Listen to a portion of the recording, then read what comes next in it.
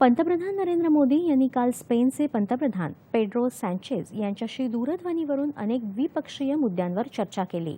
दोन्ही देशांदरम्यानचे संबंध अधिक मजबूत करण्यावर या चर्चेत भर देण्यात आला।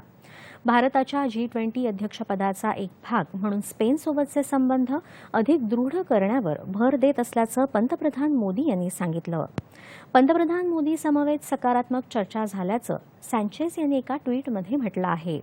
तसंच भारताच्या G20 अध्यक्षपदासाठी स्पेनच्या पाठिंब्याचा पुनरुच्चार केला। दोन्ही देशांदरम्यान अर्थव्यवस्था आणि व्यापार या क्षेत्रात सहकार्य अधिक वृद्धिंगत करण्यावर भर दिला जाणार आहे।